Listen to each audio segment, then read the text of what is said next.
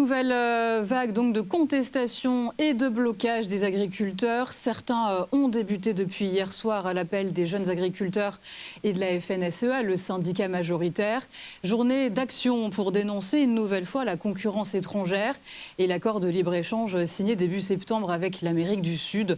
À Blois, par exemple, dans le Loir-et-Cher, les exploitants très nombreux ont investi le parvis de la préfecture. Nathanaël Lemaire, Lodoïs-Gravel. Une réunion dans la rue, au milieu des tracteurs chargés de lisier et de pommes pourries. C'est ainsi que s'est déroulé le mouvement de protestation des agriculteurs à l'appel de la FNSEA 41. Une nouvelle mobilisation agricole sans entrain qui se veut pour l'instant une simple mise en garde. On a eu des mobilisations effectivement assez fortes il y a 2 ans. Aujourd'hui, on considère qu'on est sur un avertissement.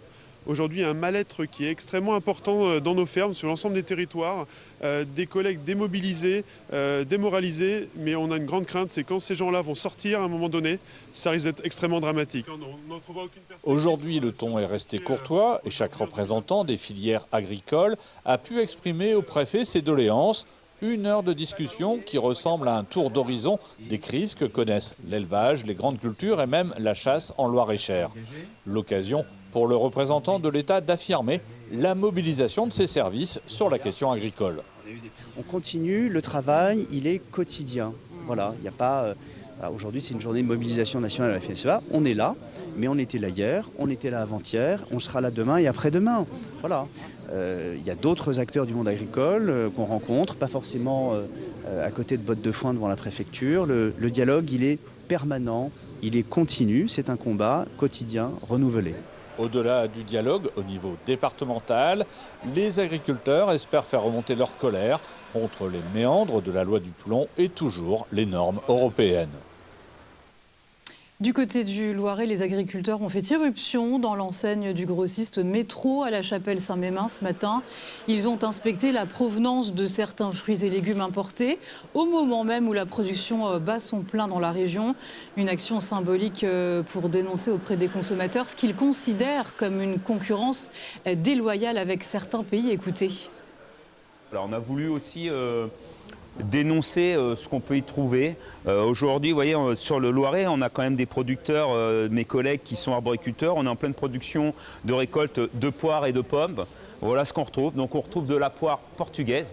Voilà. Alors que là, à moins de 5 km à vol d'oiseau, on a des producteurs qui qui ont de la poire actuellement. Et de la pomme, une aberration, hein. Des pommes, donc la Pink Lady, juste pour avoir la marque, on met, qui vaut 2 fois plus cher que ce qu'on a aujourd'hui, alors qu'aujourd'hui, on est en pleine production de pommes françaises. Et pour mieux comprendre la réalité du quotidien des agriculteurs, nous sommes allés à la rencontre de l'un d'entre eux dans le nord de la Touraine. Un exploitant céréalier partagé entre passion et dépit pour sa profession qu'il juge en péril. Il s'est confié à Philippe Tanger et Julien Bernier. La main à la pâte, réparer soi-même ce qui peut l'être, c'est le quotidien d'Arnaud et Pascal, agriculteurs céréaliers aux confins de la Touraine et du Loir-et-Cher. Vas-y, monte une marche si tu veux. C'est marteau, burin, clé à molette et puis ça roule, quoi. Il n'y a pas d'électronique là-dedans. C'est juste du bon sens. Hors de question de faire appel à un réparateur agréé, le coût des charges ne cesse d'augmenter contrairement aux revenus.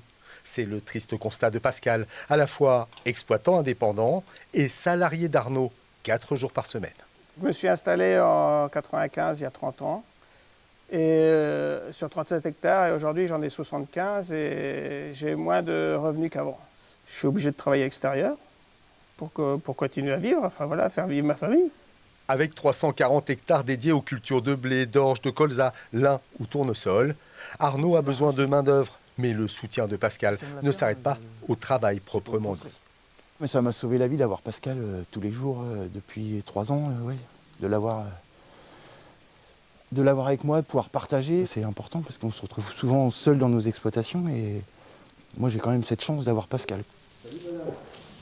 Arnaud, comme l'ensemble de la profession, ne cesse de dénoncer la chute de ses revenus quand les coûts de production, eux, continuent de croître.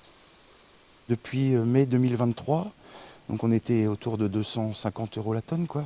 Aujourd'hui, on est rendu à 190. La future PAC prévoit une baisse des aides de 20% en 2027 quand les États-Unis annoncent une hausse des subventions de 40% pour leurs agriculteurs. L'Europe n'a plus envie d'avoir d'agriculteurs. Alors après, il faut le dire clairement, quoi. Et voilà, on ne veut plus des agriculteurs, ça pollue et on va se débrouiller autrement. Mais il faut être clair, pas nous laisser nous mettre sous perfusion tout le temps. Voilà. Je n'ai pas fait le métier pour avoir des primes. Je fais le métier parce qu'on l'aime, on aime être dans nos tracteurs, on aime être dans nos champs, on aime être avec nos animaux. Voilà. Un désarroi pour ce père de 3 enfants. L'un d'entre eux, lui aussi passionné, souhaite embrasser ce métier malgré un futur plus qu'incertain.